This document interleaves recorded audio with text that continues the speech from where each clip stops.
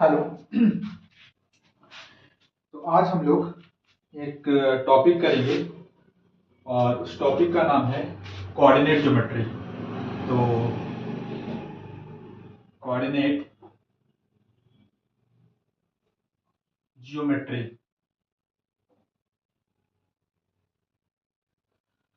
तो ये जो चैप्टर है कोऑर्डिनेट ज्योमेट्री, इस चैप्टर में सबसे पहले हम आपको पूरा का पूरा कंसेप्ट बताएंगे और इससे रिलेटेड कुछ इंपॉर्टेंट क्वेश्चन हम आपको यहीं पास करवाने वाले हैं। तो साथ ही दिमाग से इस वीडियो को पूरा देखना है, कॉपी में नोट डाउन करना है, शॉर्ट नोट साथ के साथ बना लेना है। सबसे पहले हम इसका शॉर्ट नोट्स ही बना करके आपको दिखाएंगे। ठीक हो गया? चलिए स्टार्ट करते हैं। तो चैप्टर का नाम डाल दीजिए कोऑर्डिनेट ज्योमेट्री। और उम्मीद करते हैं आप लोग का पढ़ाई अच्छे से चल रहा होगा, हाँ कि ना? चलो स्टार्ट करते हैं कोऑर्डिनेट ज्योमेट्री। तो देखो, सब पहले क्लास 9 का थोड़ा सा हम लोग एक चीज जान लेते हैं। आप लोग को पता भी होगा, क्या पता होगा? मान लो, एक सेकेंड एक सेकेंड, यस, हाँ, देखो इधर ये होता है मेरा ओरिजिन। हाँ सर, ये होता है एक्स एक्सिस, ये negative x axis, y axis और नेगेटिव वाई एक्सिस। ठीक, अगर मेरा ये ओरिजिन है तो ओरिजिन का कोऑर्डिनेट क्या होता है? 0,0। अच्छा, यहाँ दो जीरो है, ध्यान से समझना। एक जीरो है एक्स एक्सिस के लिए और एक जीरो है वाई एक्सिस के लिए। मतलब सर आप कहना क्या चाहते हैं? बचपन में सबने नंबर लाइन बनाया होगा, हाँ कि ना? तो यहाँ जीरो होता है, इधर पॉजिटिव वाला वैल्यू लिखते हैं 1 2 3 4 5। इधर नेगेटिव वाला वैल्यू लिखते हैं -1 -2 -3 -4 एंड सो ऑन। उसी तरह यहाँ देखो दो लाइन इसी तरह, एक लाइन ऐसे है हॉरिजॉन्टल लाइन, एक लाइन है वर्टिकल लाइन। तो एक वर्टिकल लाइन का जीरो भी यही होगा और हॉरिजॉन्टल लाइन का भी जीरो यही होगा। वर्टिकल लाइन का ऊपर +1 2 3 4 5 6, इधर -1 -2 -3 -4 एंड सो ऑन। ठीक हो गया? अच्छा, ध्यान से,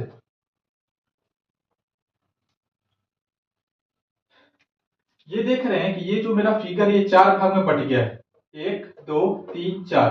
इसको हम लोग कहेंगे फर्स्ट क्वाड्रेंट, इसको कहेंगे हम लोग सेकंड क्वाड्रेंट, इसको कहेंगे हम लोग थर्ड क्वाड्रेंट और इसको कहेंगे हम लोग फोर्थ क्वाड्रेंट। ठीक है, थोड़ा सा हम नंबर लाइन पे रिप्रेजेंट कर देते हैं नंबर। जैसे ये हो गया 1 2 3 4 5 6 7 8 एंड सो ऑन। इधर -1 -2 -3 -4 -5 -6 एंड सो ऑन, है ना? ऊपर 1 2 3 4 5, नीचे -1 -2 -3 -4 -5 एंड सो ऑन। राइट? अगर मान लो कि कोई मेरा पॉइंट है, क्या मेरा कोई पॉइंट है, सपोज करो 2,5। इसको हमको नंबर लाइन पे रिप्रेजेंट करना है या इसको हमको ग्राफ में रिप्रेजेंट करना है, ग्राफ में शो करना है। ध्यान से, तो 2,5 का मतलब क्या है? 2,5 का मतलब है कि x दूरी तक हम, x दूरी पे हम कहां जाएंगे? 2 तक जाएंगे। x दूरी पे कहां तक जाएंगे? 2 तक जाएंगे। और y पर हम कहां तक जाएंगे? 5 तक जाएंगे। कहां तक जाएंगे? 5 तक। तो देखो, दोनों को जब एक साथ लिखेंगे टक टक टक और टक टक टक, देखो ये वाला पॉइंट हो जाएगा मेरा यहाँ, ये पॉइंट हो जाएगा मेरा 2,5।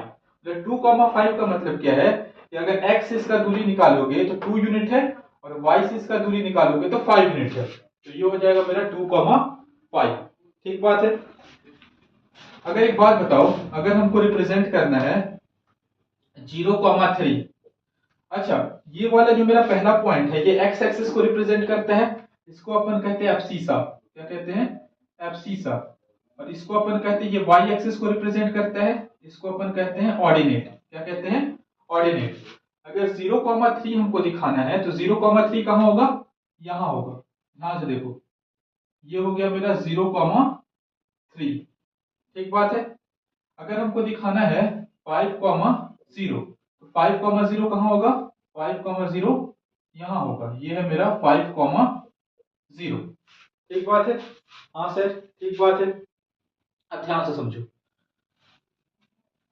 एक्स एक्सिस पर एक्स एक्सिस पर कहीं पर भी, एक्स एक्सिस पर आप कोई सा भी पॉइंट ले लो, एक्स एक्सिस पर, एक्स एक्सिस पर ध्यान समझना, एक्स एक्सिस पर y हमेशा क्या होगा, जीरो। एक्स एक्सिस पर y हमेशा क्या होगा, जीरो। उसी तरह y एक्सिस पर, y एक्सिस पर ध्यान से, y एक्सिस पर x हमेशा क्या होगा, जीरो। y एक्सिस पर x हमेशा क्या होगा, जीरो। तो अगर आपको कभी y is equal to zero मिल रहा है तो आप समझ जाइए कि वो पॉइंट कहां है, x एक्सिस पर।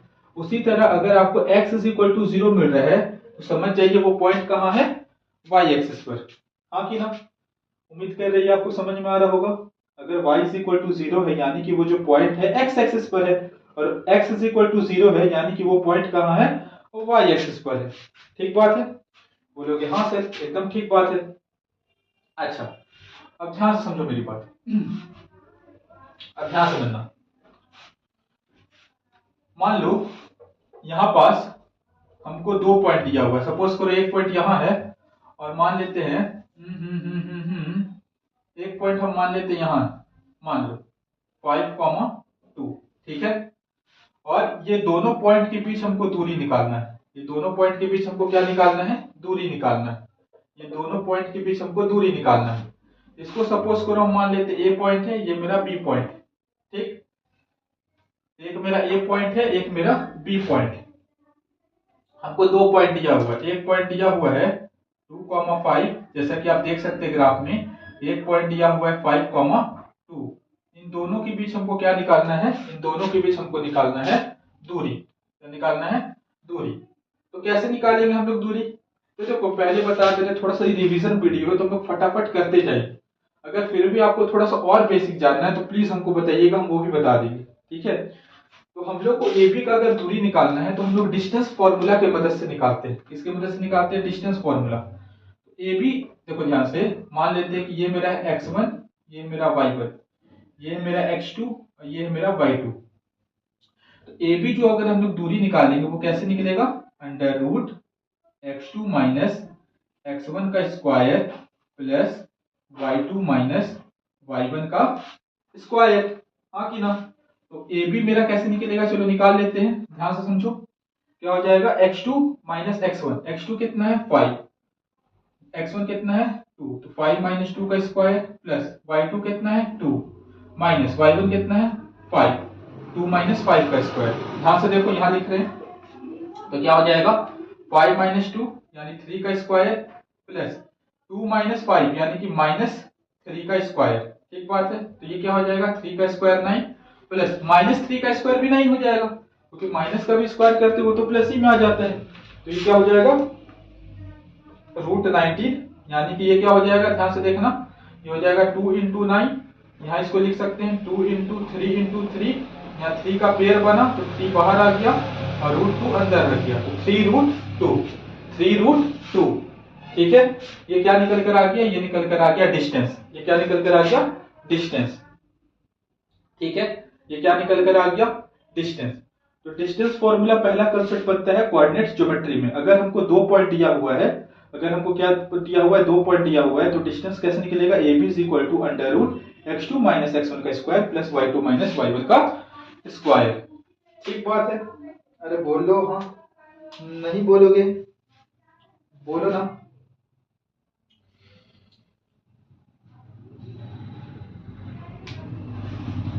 हाँ जी, चलो एक क्वेश्चन करते हैं इससे रिलेटेड, डिस्टेंस फॉर्मूला से रिलेटेड जो सबसे इंपॉर्टेंट क्वेश्चन है वो हम करवाते हैं, है ना। उसके बाद हम लोग आगे कंसेप्ट में पढ़ेंगे। उम्मीद करते हैं आप लोग को समझ में आ रहा होगा, है ना। चलो एक सेकेंड, वीडियो सही चल रहा है, हाँ जी ठीक है। चलो एक क्वेश्चन लिखो सब कोई,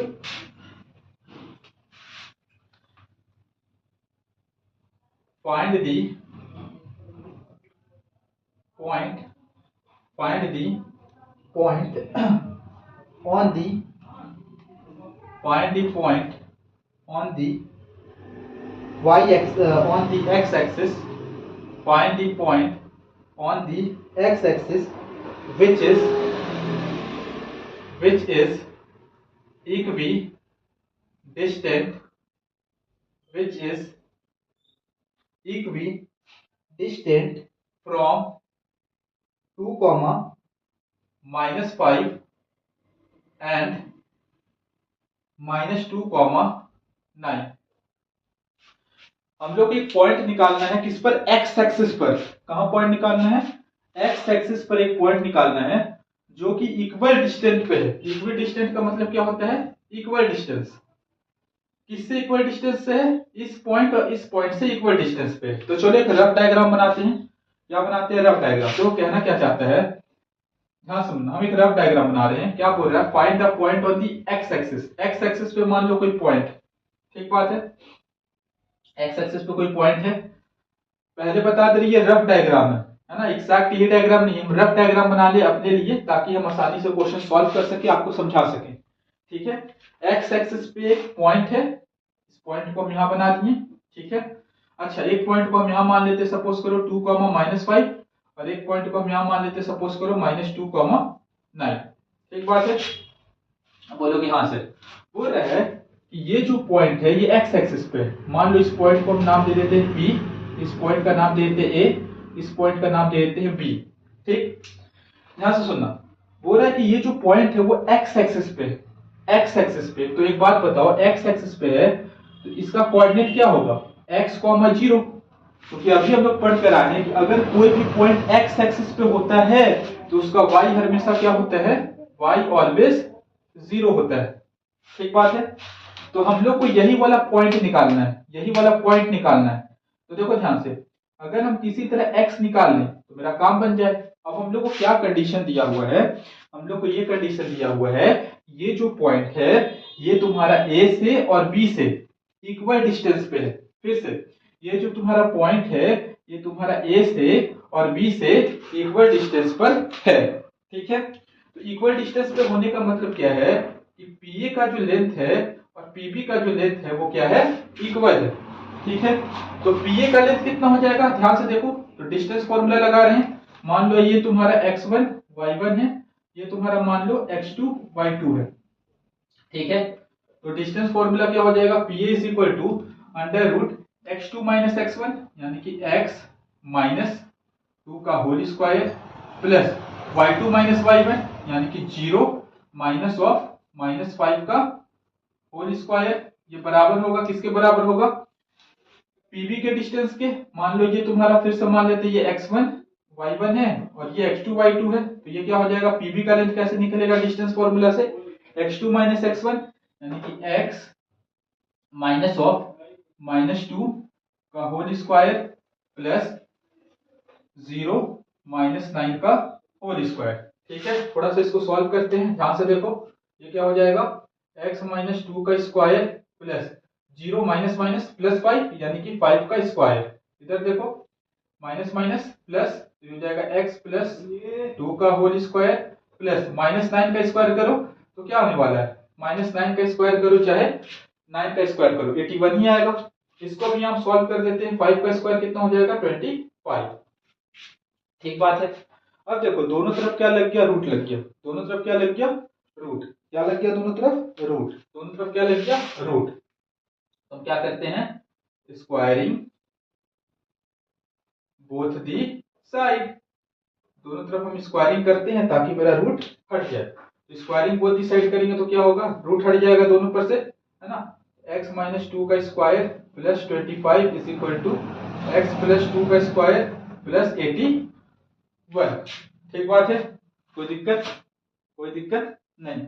सॉल्व किया जाए, a माइनस बी का होल स्क्वायर में जाएगा, ये क्या हो जाएगा, a square plus b square यानी कि 4 माइनस 2ab यानी कि 2 into x into 2 plus 25 is equal to x square plus b square plus 2 into x into 2 plus 81। ठीक है, देखो इधर एक्स स्क्वायर से एक्स स्क्वायर कटा, है ना। अच्छा इधर देखो क्या बचा, 4 माइनस 2 2 जा 4, 4x plus 25 is equal to, यहाँ क्या बचा, 4 प्लस 4x प्लस 81। ठीक, कोई दिक्कत, कोई दिक्कत नहीं। नंबर को एक तरफ करते हैं, x को एक तरफ रखते हैं, तो 25 प्लस 4 29। इधर देखो 4 प्लस 81 क्या हो जाएगा 85। देखो इधर 4 प्लस 81 85, इधर आएगा तो माइनस में, है ना, प्लस वाला इधर आया तो माइनस हो गया 4x, ये 4x माइनस में, उधर आएगा तो प्लस में। आराम से देखो 4 प्लस 25 29, 4 प्लस 81 ये क्या था 85, इधर आया तो माइनस में हो गया 29 माइनस 85 4x, ये माइनस 4x था, उधर गया तो प्लस 4x। ठीक है, तो ये क्या हो जाएगा मेरा, ध्यान से समझो मेरी बात। हाँ जी,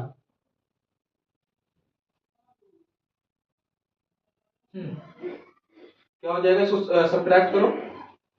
15 में से 9 गया 6, ये क्या बचा 7 में से 2 गया 5, minus 56 is equal to 4x plus 4x 8x, यानी कि 8x is equal to minus 56 by 8, यानी कि minus 7। x is equal to क्या आ गया minus 7, x is equal to क्या आ गया minus 7, x is equal to क्या आ गया माइनस 7। ठीक है, तो पॉइंट क्या हो जाएगा मेरा -7,0।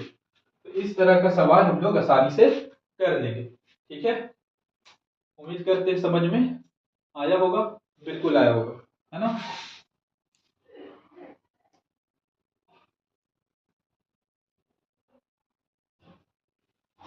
ठीक है, आगे बढ़े, आराम से नोट डाउन कर लो, नहीं समझ में आया तो फिर से एक बार वीडियो को देखो, है ना। चलो आगे करते हैं।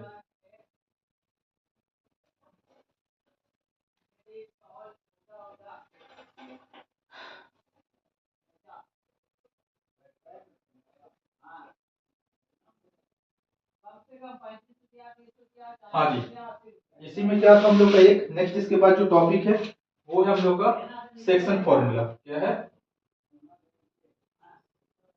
Section formula. प्यार से समझो। देखो मान लो दो पॉइंट दिया हुआ है, सपोज करो, है ना। एक पॉइंट का कोऑर्डिनेट है x1, y1, एक पॉइंट का कोऑर्डिनेट है x2, y2।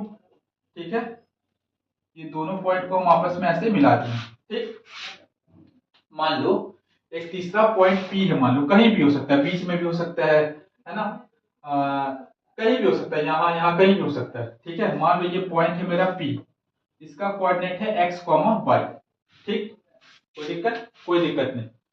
ये जो पॉइंट है P, ये AB को दो हिस्सा में बांट रहा है, AP और BP, है ना, AP और PB।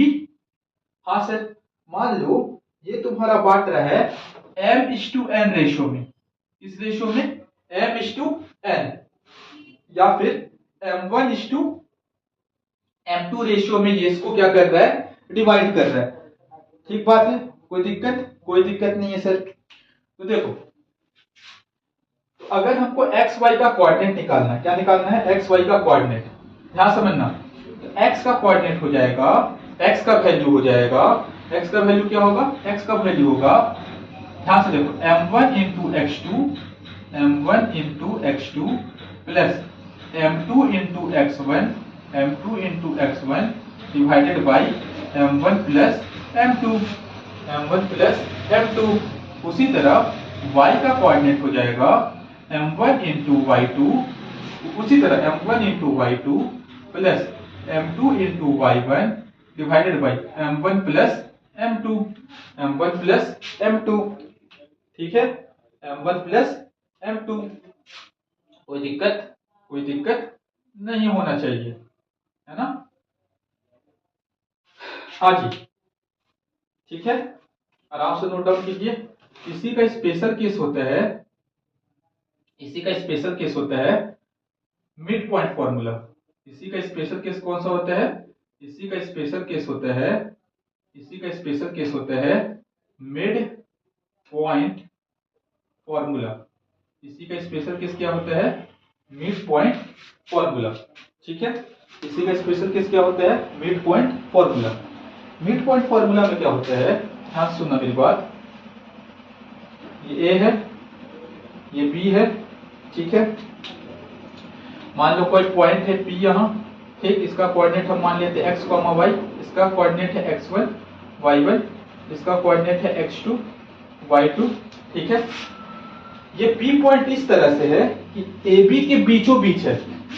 ये जो P पॉइंट है एकदम AB के बीचों बीच है। तो क्या हो जाएगा, यहाँ जो रेशियो हो जाएगा AP भी 1 हो जाएगा और BP भी 1 हो जाएगा। अरे भैया, जब मेरा AB के एकदम बीचों बीच P है, यानी कि 1:1 रेशियो में डिवाइड कर रहा है। अरे बोलो हाँ, ये रेशियो है, ये एक्चुअल वैल्यू नहीं है, रेशियो है। क्या है, रेशियो है। अगर रेशियो का कंसेप्ट नहीं पता है वो भी बोलिएगा, हम आपको अलग से बता देंगे। लेकिन यहाँ हम कोऑर्डिनेट ज्योमेट्री पढ़ा रहे, तो उम्मीद करते हैं आपको रेशियो का मतलब पता होगा, है ना। तो देखो यहाँ ए बी लाइन है, हाँ सर। जो पी पॉइंट है वो तुम्हारा ए बी को 2 इक्वल भाग में बांट रहा है, यानी कि ए पी और बी पी किस रेशियो में है, 1:1 रेशियो में। ठीक है, तो ध्यान से सुनो, यहां से मेरा x का कोऑर्डिनेट क्या हो जाएगा, x बराबर हो जाएगा मेरा, देखो ध्यान से, यहाँ m1 की जगह भी 1 है, m2 की जगह भी 1 है, तो क्या हो जाएगा 1 into x2 plus 1 into x1 divided by 1 plus 1, यानी कि x बराबर हो जाएगा x2, 1 को किसके साथ मल्टीप्लाई करेंगे वही आएगा, x2 plus x1 divided by 2। उसी तरह y मेरा हो जाएगा y1 plus y2 divided by 2। ठीक है, कोई दिक्कत, कोई दिक्कत नहीं होना चाहिए, है ना। तो ये मेरा निकल कर आ गया मिड पॉइंट फॉर्मूला। ये क्या निकल कर आ गया, मिड पॉइंट फॉर्मूला। ये क्या निकल कर आ गया, मिड पॉइंट फॉर्मूला। अच्छे से नोट कर लो इसको भी, अच्छे से क्या कर लो, नोट कर लो। ठीक है, अच्छे से क्या कर लो, नोट कर लो। सेक्शन फॉर्मूला समझ में आया, किस तरह से कोऑर्डिनेट निकलते हैं। क्वेश्चन हम करवाएंगे, घबराओ मत, है ना। यहाँ कंसेप्ट जो फॉर्मूला उसको रिवाइज करवा रहे हैं। ठीक है, आगे बढ़ते हैं। ठीक है, अच्छा देखो, सेक्शन फॉर्मूला में ना कुछ कुछ इंपॉर्टेंट टर्म आता है, ध्यान समझना, इसको नोट डाउन करो अच्छे से, है ना।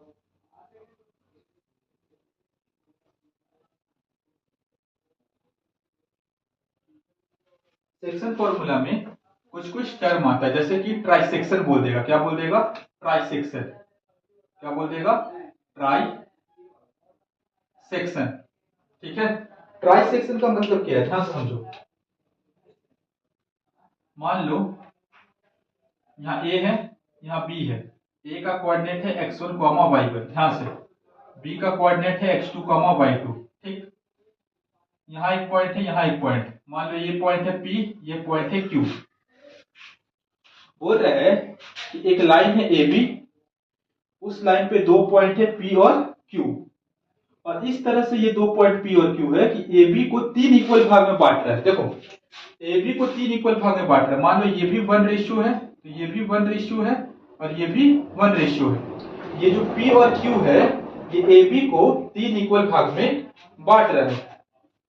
ये जो PQ है, ये जो PQ है, ये जो PQ है, ये जो PQ है, AB को 3 इक्वल भाग में बांट रहा है।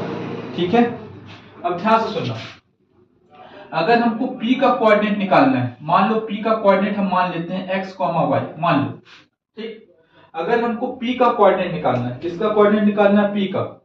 ठीक, ध्यान से समझो, केवल हम P का कोऑर्डिनेट यहां बना रहे, प्यार से ध्यान से सुनो। A B, यहाँ मेरा P है, हमको P का कोऑर्डिनेट निकालना है। ठीक है, ये मेरा x1, y1 दिया हुआ है, ये मेरा x2, y2 दिया हुआ है। ठीक, तो देखो, यहां से यहां वाला को हम लोग M1 कहते थे, और यहां से यहां वाला मेरा M2 कहलाएगा। अरे बोलो हाँ, नहीं बोलोगे, बोलो ना। तो एक बात बताओ, यहां से यहां कितना रेशियो है, 1, यानी M1 का वैल्यू कितना है, 1। और देखो यहां से यहां कितना है, 1 प्लस 1 2। यानी कि जब हम P का कोऑर्डिनेट निकालेंगे, जब हम P का कोऑर्डिनेट निकालेंगे, जब हम P का कोऑर्डिनेट निकालेंगे, जब हम P का कोऑर्डिनेट निकालेंगे, कोऑर्डिनेट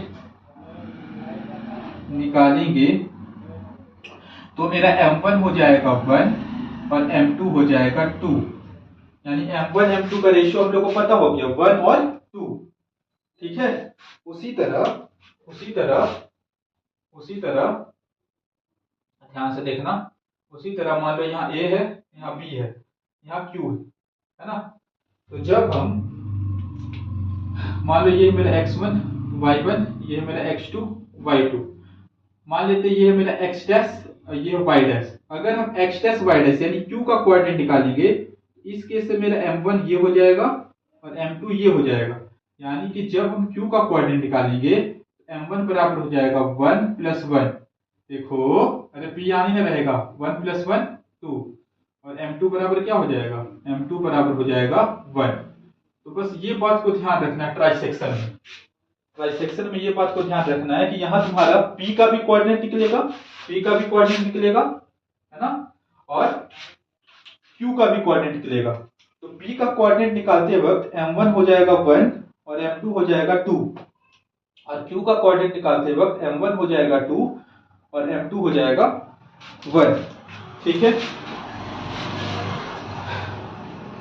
कोई दिक्कत, कोई दिक्कत नहीं। तो उम्मीद करते हैं कि ये सब जो चीज बताया गया आप लोग को समझ में आया होगा, है ना। ये सब चीज आप लोग को समझ में बिल्कुल आया होगा। तो ये पूरा का पूरा ये कंसेप्ट था, ठीक है, और इसी कंसेप्ट पे सारा का सारा सवाल बनता है। तो ध्यान से सुनो, पहले आराम से अपना शॉर्ट नोट्स बना लो, जो भी फॉर्मूला हम लिखवाए हैं हम तो बेसिकली कंसेप्ट ही बताएं, एक क्वेश्चन करवाएं अच्छा वाला, है ना।